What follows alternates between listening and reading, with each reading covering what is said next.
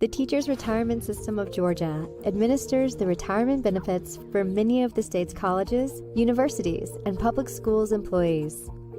The mission of TRS is to provide pension education, safeguard plan investments, and efficiently administer retirement benefits. Our core values are to act with integrity and honesty, serve our internal and external customers with excellence, and demonstrate commitment to continuous improvement.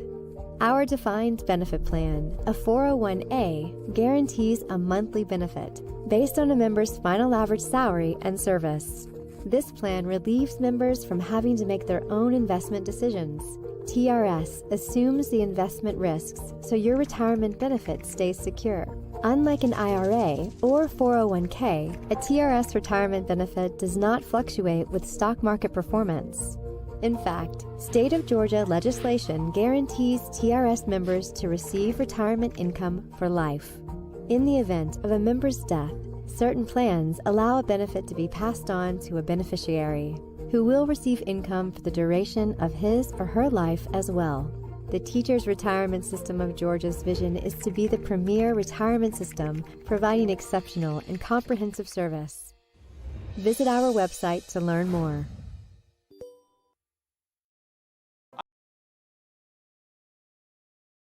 I love teachers, and if you start doing the math, I look at a monthly pension or an annual amount that TRS typically would provide for a teacher that's worked in the system for a long time as worth $1 million. And I'm going to do the math here in just a second, as I would consider teachers the ultimate millionaires next door. And here's what I mean by that. The average teacher benefit for TRS, and this is as of June of 2022, and I'm going to round the numbers here just a little bit. Math teachers, forgive me. But as of 2022, the average monthly benefit for teachers in TRS is about $39,500 a year, or close to $3,300 per month. If we take that annual number, $39,500, and divide it by 4%, which helps us stick to the 4% rule, it tells us what kind of lump sum it would take in order to generate $39,500 per year at 4%, following the 4% rule. Well, what's the math? It doesn't work out perfectly to $1 million, but it's pretty darn close. $39,500 divided by 4% works out to exactly $987,500. Just a few $1,000s shy of $1 million. Now, I know it takes an awfully long time, a lot of hard work, and a lot of years in order to realize a benefit like that through TRS. And my advice to teachers over the last 25 years in the financial industry is stick with it, because your pension alone from TRS really could be and should be worth $1 million.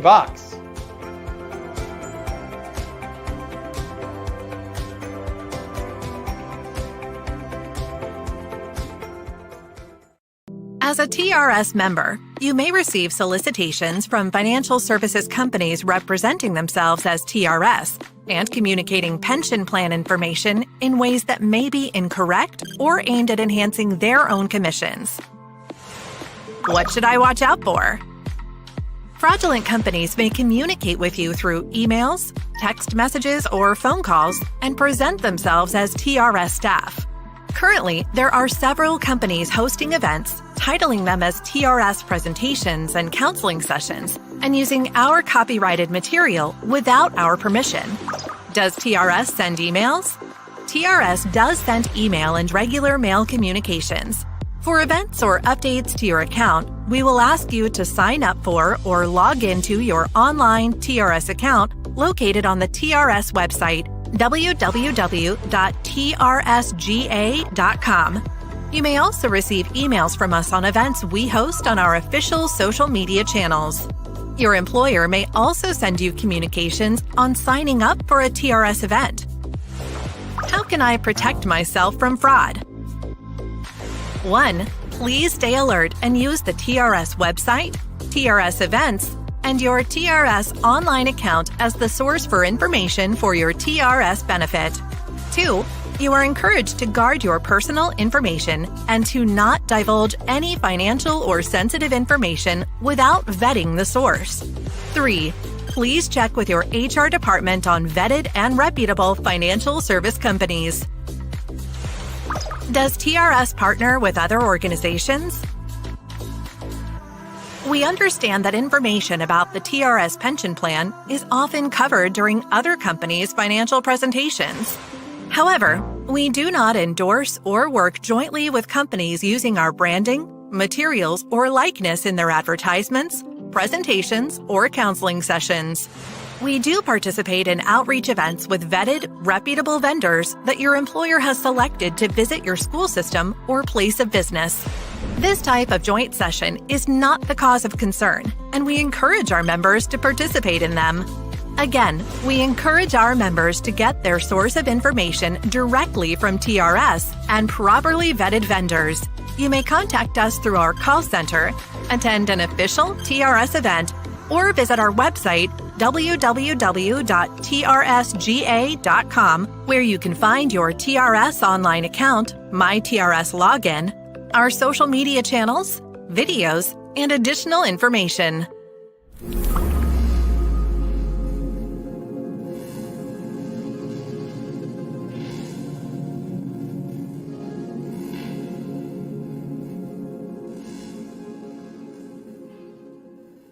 Who is listed as your beneficiary or beneficiaries on your retirement accounts or your pension plan? Today, 3 reasons why we should be checking today. Number 1, life happens. Life changes constantly. We're always seeing people get married or divorced or having new children or experiencing the death of a loved one, and that impacts our finances. Imagine you have a retirement plan or a pension plan that has a beneficiary on there from years and years ago. Maybe it's an ex-spouse, and you end up unexpectedly passing away, and your retirement money that you've saved all these years, or your pension plan that you've saved all these years accruing, ends up going to someone you don't want it to go to. As crazy as that might sound, it happens, and it can create financial havoc. Which leads me to number 2, legal and tax implications. If your beneficiaries are set up wrong, it could also lead to unintended tax consequences for those who you're leaving money to. Again, imagine you end up having someone inherit your hard-earned retirement savings or pension, and the whole family knows it really was a mistake and should have been changed many, many years ago. That's going to lead to family financial disputes, family infighting, lawyers have to get involved, and it really becomes a nightmare that can be so easily avoided. Just checking in with and updating your beneficiaries on all your retirement plans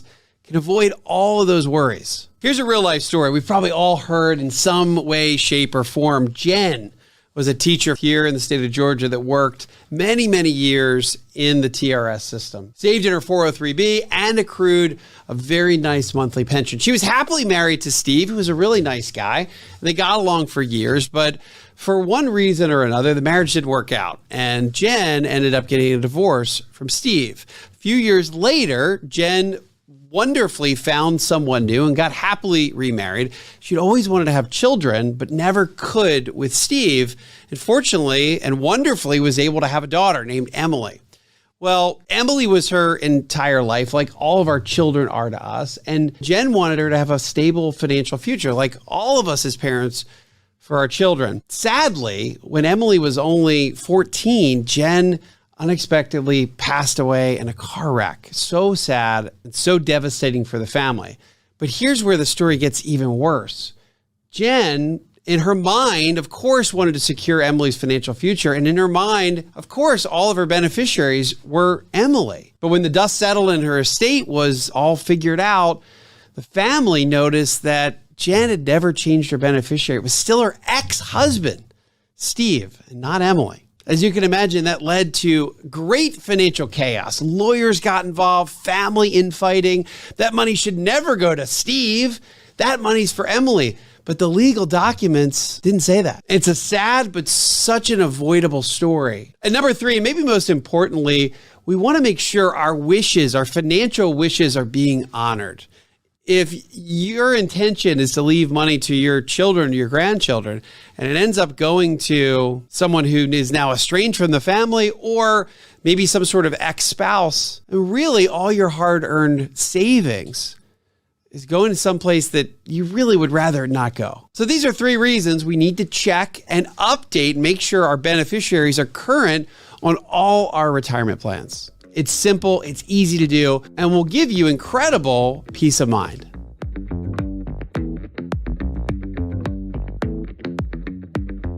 Is your entire retirement plan banking on your TRS pension?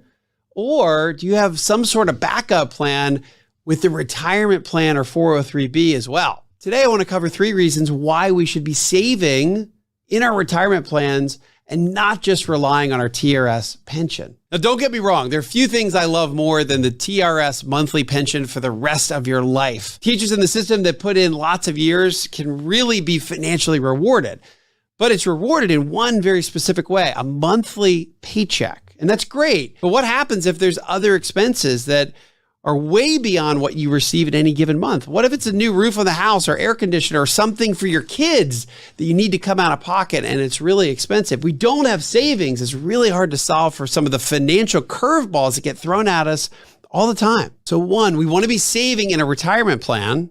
So we also have liquidity, that money we can get to. So we have added financial flexibility. Number 2, diversification of income sources. My research has shown that retirees who have 3 to 4 different streams of income in retirement are much more likely to end up in the happy retiree camp versus the unhappy retiree camp. A monthly paycheck is great, but being able to have a monthly paycheck and a pension plus a monthly paycheck that you can create for yourself from the savings in your retirement plan, all the better. Number 3, a financial legacy. If you save in a retirement plan, that money, no matter what happens, is really your money and your family's money if something happens to you. So long after a monthly pension amount might stop at your passing or maybe your spouse passing, the savings in your 403B or retirement account can then be passed on to the next generation. It's the family's money and can live well beyond your retirement. The way I look at it, the TRS monthly pension is a wonderful financial foundation.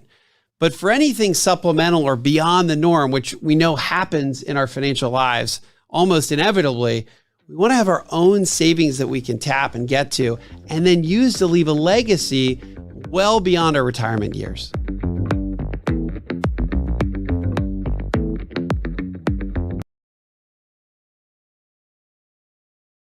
Imagine 2 buckets of money. The first being your TRS contributions. You have submitted based on your monthly gross salary and the interest you have earned throughout your employment. The second bucket consists of the contributions your employer has submitted on your behalf and income that is generated from investment. The TRS formula consists of your years of credible service times 2% times your high average salary.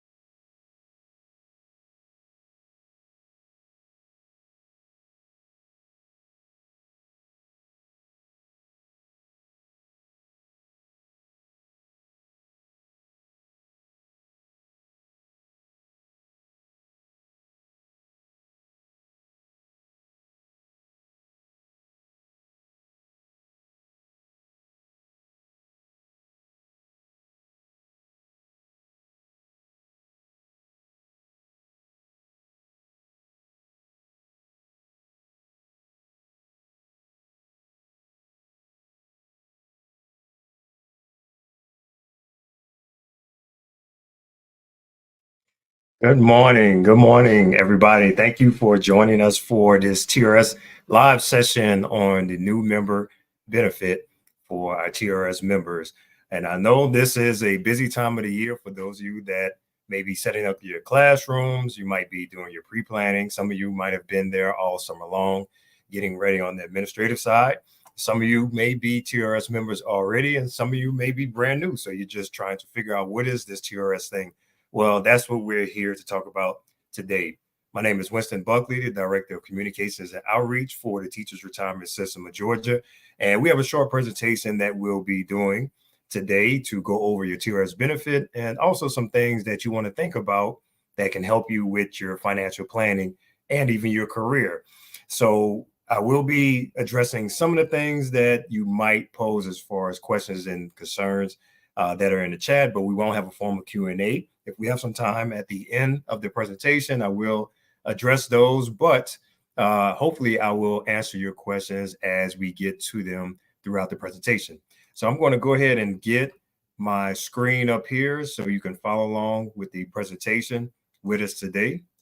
And if you haven't already, please be sure to check out some of our other social media platforms that we use. We're on LinkedIn, Twitter, Facebook, and also we have podcasts on Spotify. So you're here joining us today via our YouTube channel. If you haven't already, please be sure to like and subscribe here so that you can be in tune with future sessions that we may be doing here and on some of our other social media platforms. And also we have other information from subject matter experts on Social Security, defined contribution plans, estate planning, financial literacy, and so many other topics that we cover that will help you, again, with your retirement planning. So this presentation is titled Your Money, Your Future, A Secure Retirement Starts Now. So while your retirement may be in the future, you want to make sure that you are doing things now to put yourself on the right path to have the type of retirement that you would like.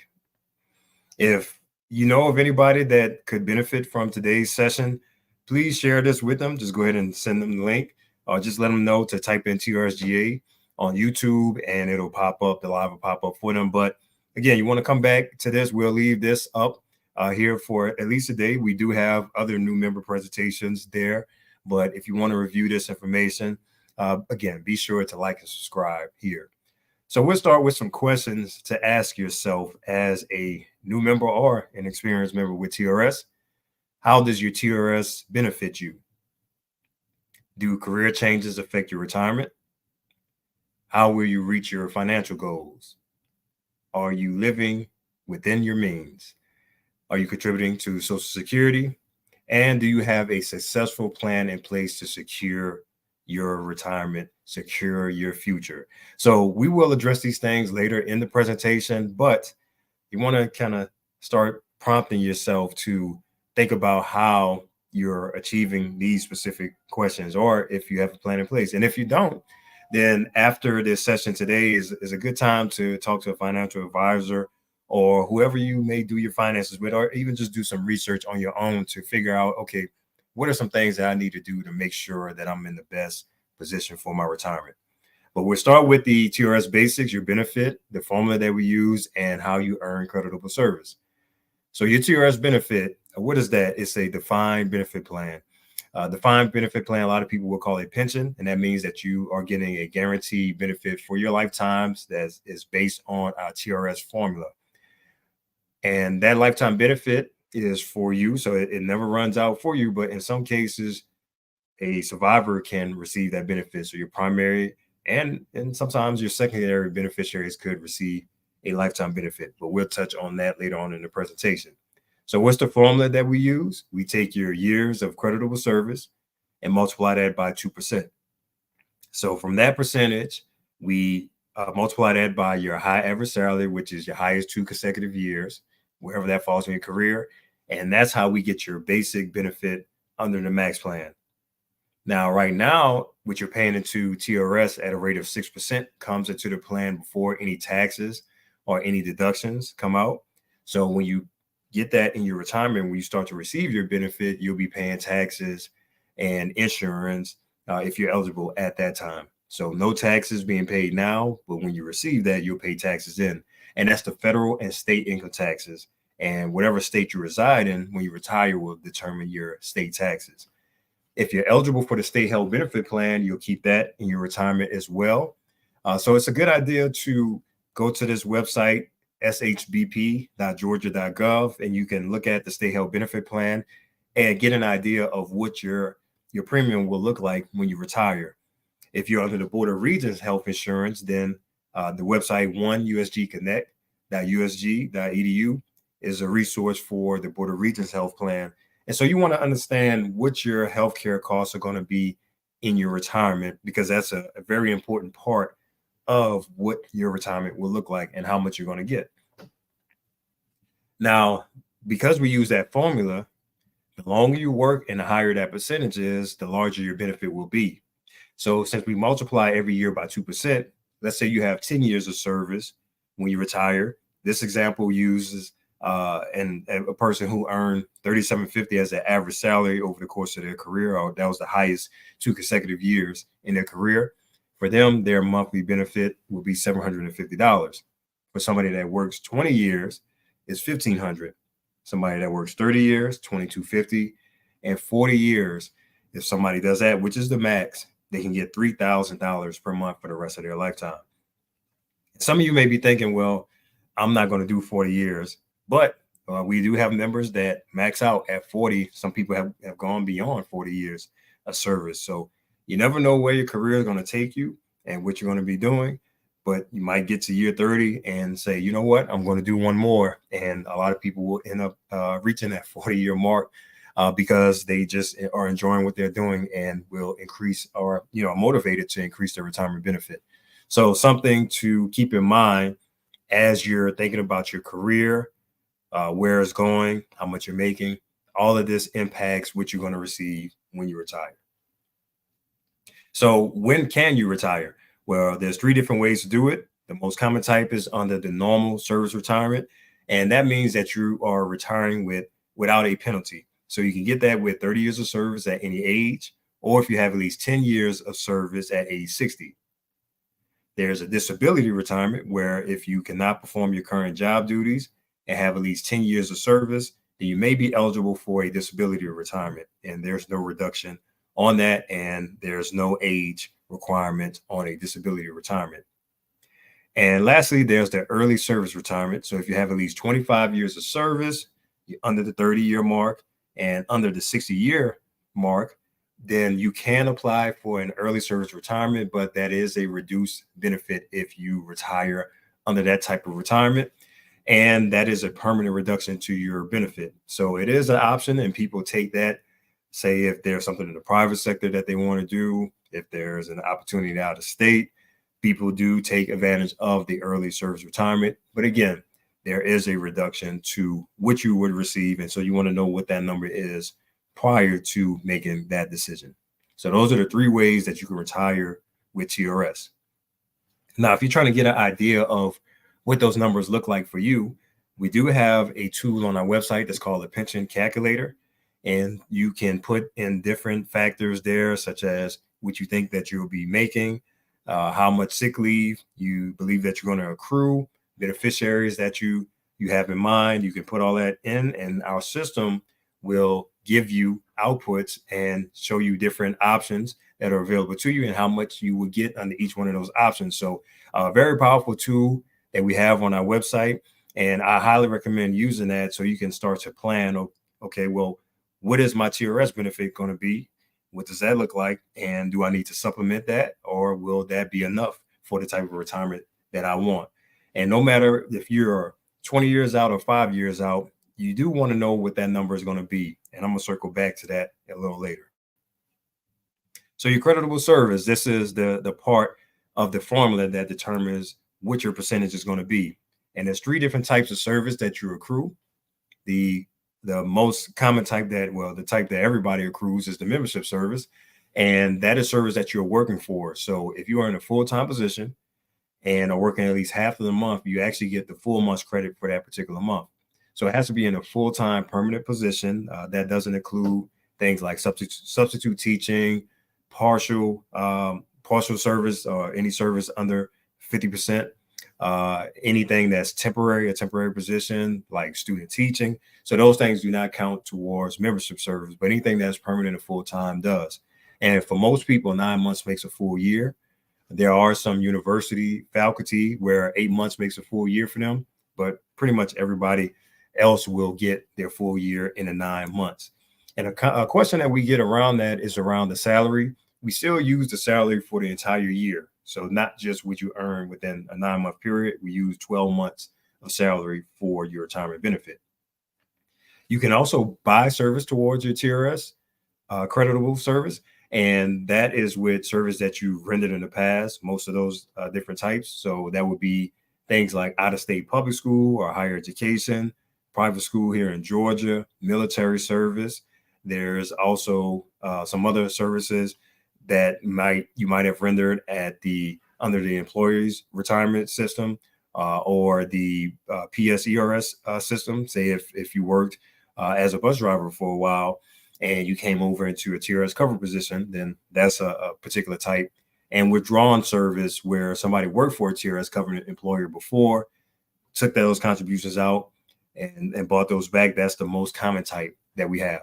So there's all different kinds of service purchases that we have.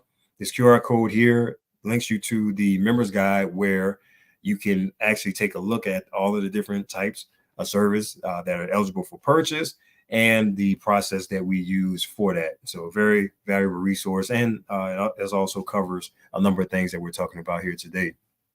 And lastly, sick leave. So if you have a certain amount of sick leave, which is at least 60 days when you retire, then that will give you additional credit towards your retirement benefit.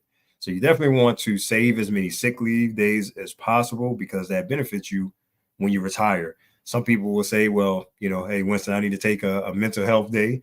I would say that if you're not sick, this is how it could benefit you. Now, if you look at this chart here, again, if you have less than 60 days, that doesn't count towards your retirement benefit. But at 60 days, that gives you an additional 3 months. Now, 9 months makes a full year. So if you have at least 170 days, then that gives you a full year towards your retirement credit.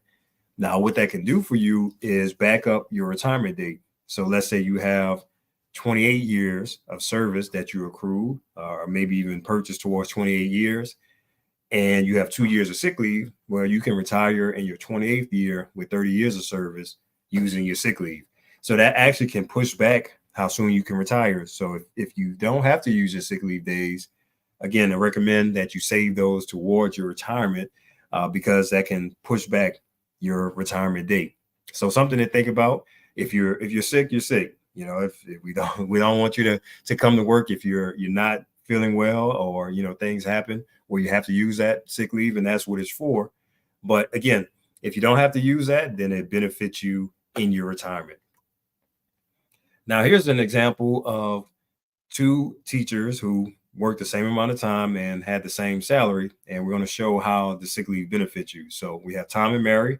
They both worked 26 years and had the same high average salary of $4,500 per month. Now, Tom, he didn't have any sick leave when he retired.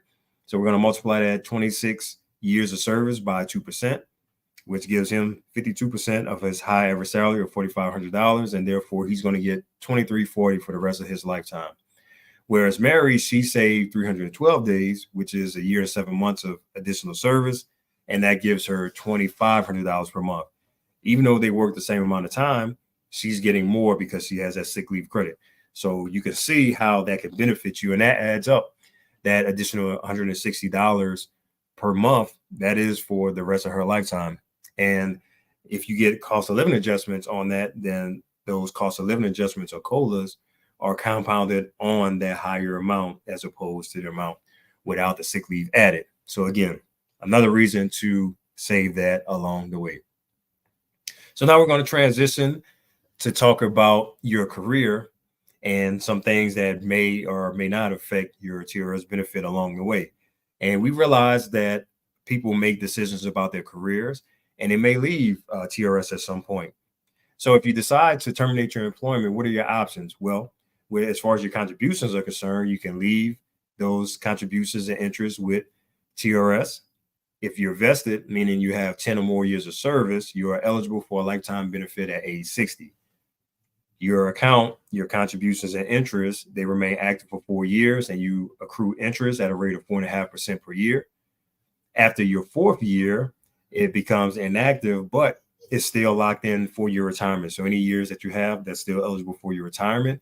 And if you decide to come back to a TRS covered employer, then that will add to your service. Now, if you leave and withdraw those funds, then you are forfeiting your retirement benefit if you're vested. You have the option to take your funds in a lump sum. But if you decide to do that, that's paid directly to you, and you have to pay taxes, and there might be some penalties depending on your age. So you can see between the penalties and the taxes upwards of 30% or more just being paid out in taxes and penalties. So something to really think about if you withdraw the funds directly to you. Now, you can roll that over into another qualified retirement account, such as an IRA, a 401k, or 403b, or a similar type of plan. And that will defer those taxes, so you're not paying that up front, but rather when you take that out in your retirement. And you can come back to a TRS covered employer, but you have to wait 3 years before you can buy that service back. So let's say you made a withdrawal and you got $20,000 up front and you paid taxes and penalties on that. If you want to buy that service back, you can, but you have to wait, and there's interest that accumulates on that service purchase, making it more expensive. So let's say if you did take a direct payment, you're paying taxes and penalties, and then when you buy the service back, you're paying a higher amount with the interest. So you're kind of being double penalized to a certain degree. So these are very important things to think about when it comes to your funds and your TRS benefit and how that may affect you along the way. Now, while you're working, if you happen to pass, we treat what you have in your TRS account in a different way depending on if you're vested or not. If you're not vested, again, if you have less than 10 years of service and are not eligible for a retirement benefit, your primary beneficiary will receive your CNI, your contributions and interest, and a one-time lump sum payment. If you are vested, having 10 or more years of service, your primary has a choice between option 2, which is a lifetime income for them, or a lump sum of your account. So that choice would be presented to them. If there's no primary beneficiary on file or their primary has passed, then the secondary has that choice. So very important to have your beneficiaries on file, and that's where we're going to talk about now. So you have the option to have both a primary and a secondary on file. We recommend having both for the reason that we just mentioned. If your primaries are no longer living, then we know where to make a payout to. So you can go onto your TRS account. We have another QR code and a link up here, trsga.com/beneficiary updates, just giving you more information about the importance of having beneficiaries on file and the fact that the information that we use is based solely what's on file at TRS. So there's nothing that will supersede the information that we have on file. It's kind of like insurance. Whatever is on file with us, that's where we make the payment to. And we do make payments to ex-boyfriends and girlfriends, ex-spouses, and sometimes friends, people that the member didn't necessarily intend on having as a beneficiary. There are life events that happen. Sometimes people divorce and remarry, and they may leave the ex-spouse on file unintentionally, sometimes intentionally, but sometimes, most times unintentionally, leave the ex-spouse or ex-boyfriend, somebody or ex-girlfriend that they were dating as the beneficiary. What the common mistake that I see is that people will update their information at open enrollment, but that does not roll over to TRS. Your TRS account is a separate account. Just like your bank account is a separate account, your insurance, if you have life insurance, are separate accounts. That does not roll over to TRS. So we recommend open enrollment time is a good time of the year, once a year, maybe around New Year's, is to just check your TRS account, not only for your beneficiaries, but just to make sure that the other information in there is accurate, because we don't want for you to have an unfortunate circumstance where the payment is being made to someone who is not intended to, and unfortunately that happens a lot. So again, set up your account online and review your beneficiaries. Make sure that your beneficiaries are correct and up to date. Make sure that the percentages are where you want them to be. So you have a different primary and a different secondary, and you can have more than one primary. So if you have 50% for one beneficiary, one primary, and 50% for another, that's just an example. I've seen people split them up in all different kind of ways. I've seen where people, if they have multiple children, they will give an equal percentage to multiple children. And I've seen where a person will say, well, I will want to give the benefit, 100% of the benefit to this child to take care of the other children. One warning around that is, if that is the intention, if that beneficiary passes before the other children, the benefit stops with them. So the desire may be for one child to take care of the other children, but the benefit will stop with that child once they pass, and that will leave out the other two. So, it's your prerogative how you want to set that up, but I have seen those type of things. Also seen where people will say, well, this child is the responsible child and will take care of the others. I've seen that not quite go in the way that people intended as well. So this is the advantage of having legal documents, estate planning, trust, those sort of things to govern how you want things to go once you have passed. And so you can set up an estate, your trust or other documents. You can list that as a beneficiary, but that's a one-time lump sum payment for those type of entities because there's no expiration date. So if you want somebody to be the beneficiary on file, make sure that they're listed. The same for a minor. If you want a minor to have a lifetime benefit, list them and not the guardian or not the trust as the beneficiary on file. And these decisions, these changes you can make online, and you can do that at any time. So again, trying to hammer this point down because we don't like having those conversations with people who thought they would be beneficiaries and they're just not on file. All right. So some other things about your career, your TRS benefit, and how that impacts you while you're. Oh, sorry about that. There's different decisions that you have to make with your TRS benefit and finances. However, there are things outside of your TRS benefit that you have to consider. So most people will change their career at some point. That might be an advancement in the same profession. That might be a total career change. On average, people change their careers about every 4 years. So again, that might be a promotion, or it just might be something, just might have an itch to do something new. Now, TRS is very broad.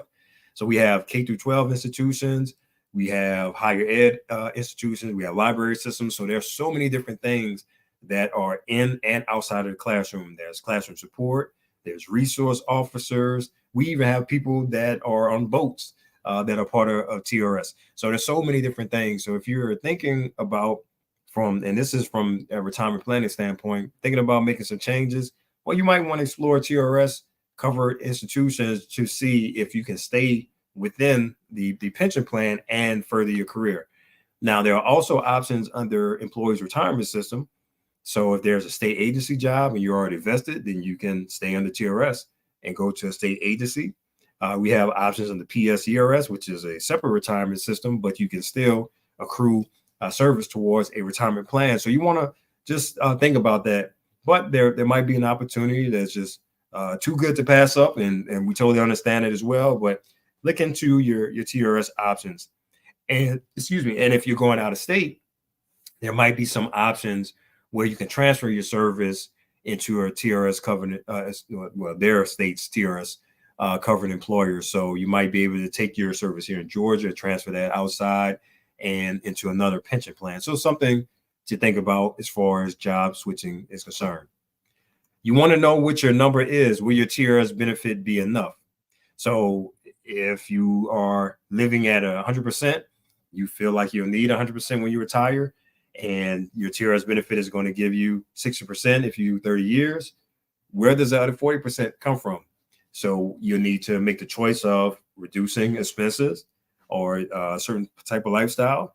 Or if your retirement planning involves traveling, going to the beach, doing a lot of shopping, day trips, that sort of thing. Well, what is that number? I think most of us have an idea of how we want to live in our retirement, but a lot of us don't know what we'll need to live that type of lifestyle in retirement.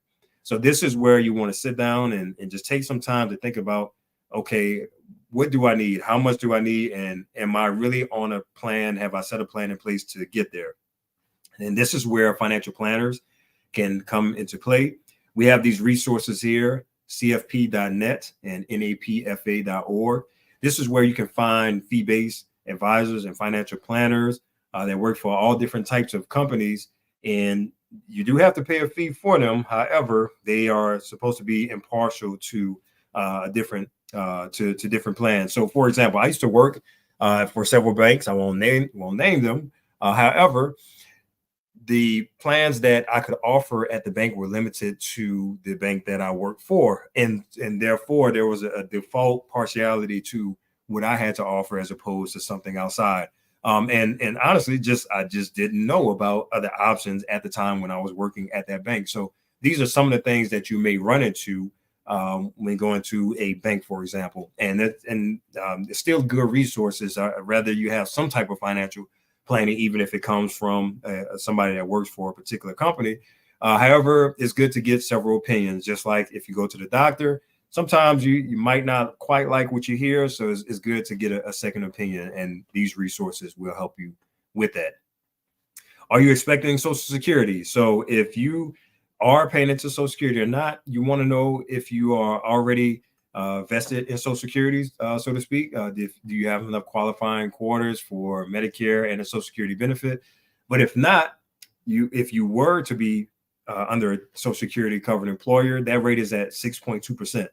So some people think that Social Security benefits are free benefits. They're not. You do pay into those.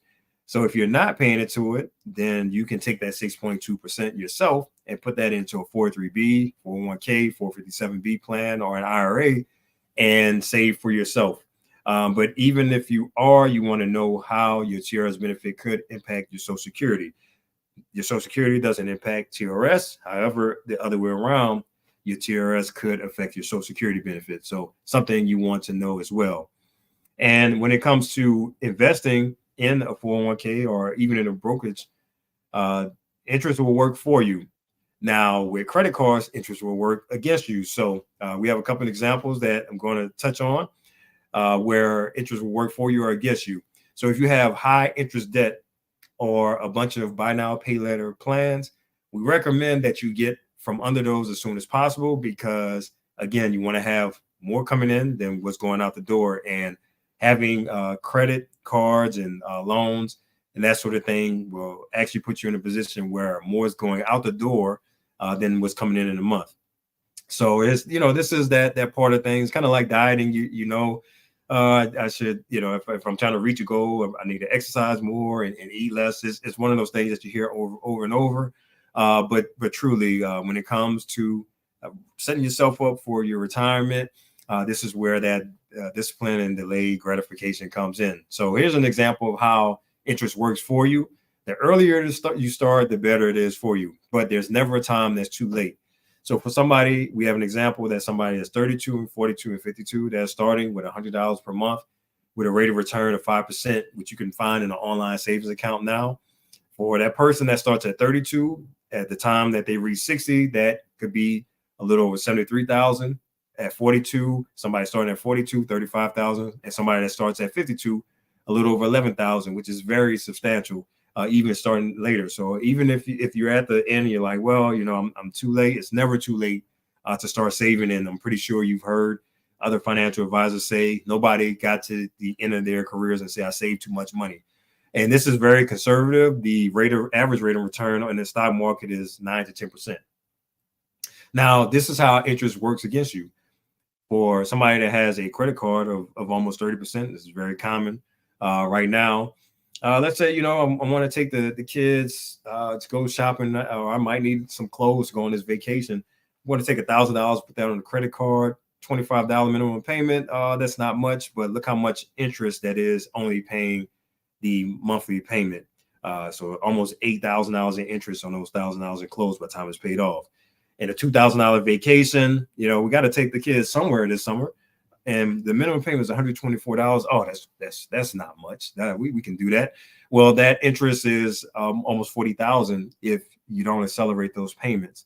And an emergency, not having an emergency fund where you're saving money, but rather financing emergencies, a $10,000 emergency like a new roof or HVAC unit going out. Or it could be a medical expense. And, these life happens. So we know these things happen.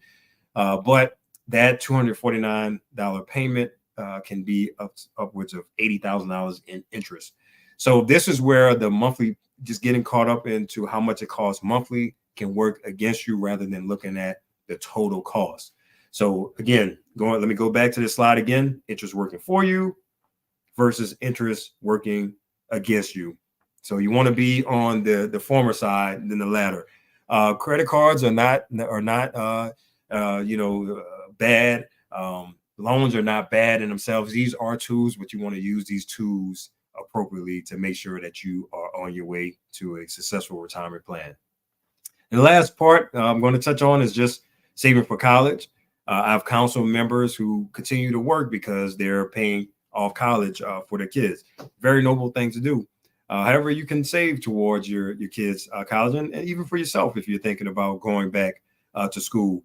And there's different types of plans, savings, of course, 529s, scholarships, and there are certain loan options. However, with loans, they accumulate interest and compound on themselves sometimes. So, that is an option. However, you want to make sure that you're within the means of your income there as well. So hopefully these things are helping you think about your retirement plan. TRS, we do a number of these type of events. So again, go to our website, log in to your account or create an account if you haven't already, to keep up with the different events that we have. We have an events calendar, and we do things all across the state and virtually. Make sure that your beneficiaries are up to date, and just review your account. It's a good idea to look at this account just like you would look at your bank account. Make sure that everything is on the up and up. Your HR and payroll departments, they're very good resources because they know a little bit about TRS. Some of them know a lot about TRS, but they know who your vendors are for the different savings options, your local investment options, and how your benefits that you may have, how those would work once you retire. And if you have further questions about your TRS account, you can use the contact us form at trsga.com and to maybe initiate a service purchase. That's a great resource that's available to you. At this time, we have this QR code up here. Let us know how we did today. We want to do more of these things. So if there are things that we covered or may have not covered, then this is a great way that we like to get feedback from you. So I'm going to leave that up there. And I do have one question that I'll address here that's in the chat before we end our session today. But what is your second? Okay, I think this question is supposed to say, what if your secondary beneficiary is under the age of 18? And yes, you can have a minor as a beneficiary, primary or secondary beneficiary. And again, you want to list them if you want them to have the option to get either that lump sum or that lifetime benefit. And so in this case, if they are not the age of majority, age 18 or older, this is where you have legal documents in place, such as a trust or other estate plans. There might be some things in your will that you want to set up to say, okay, this person is the guardian of the estate. This person will be the guardian of my child or this minor that's under 18, and they will manage those funds until this person becomes 18. And from that point on, they will have access to those funds themselves. So yes, you can have a minor as a beneficiary, no matter the age. You want to make sure that you are listing them and setting up an estate plan to make sure that you have those funds going to where you want them to be. So that wraps up our presentation today in our session. I hope that it was beneficial to you. Please come back to our YouTube channel to look this over again, look at other resources that we have. I wish you the best for this 2024-2025 calendar year, school year. I know there's a lot of things to think about. And if you have kids of your own, like myself, you're trying to get them ready. First day of school is tomorrow, or it might be next week for some of you all. And it's a very busy time, but want to make sure that you are enjoying yourself. And once you get a break, once you get some time, those upcoming breaks that you have are a great time to come back, take a look at this, make sure that you have your financial plan in place, because we want you to win when it comes to your finances. And for this to be the last thing that you have to think about at the end of your career. So again, my name is Winston Buckley, Director of Communications at Teacher Retirement System. We thank you for taking your time out of your busy schedule to join us today, and we hope to see you next time. Thank you. Have a great day.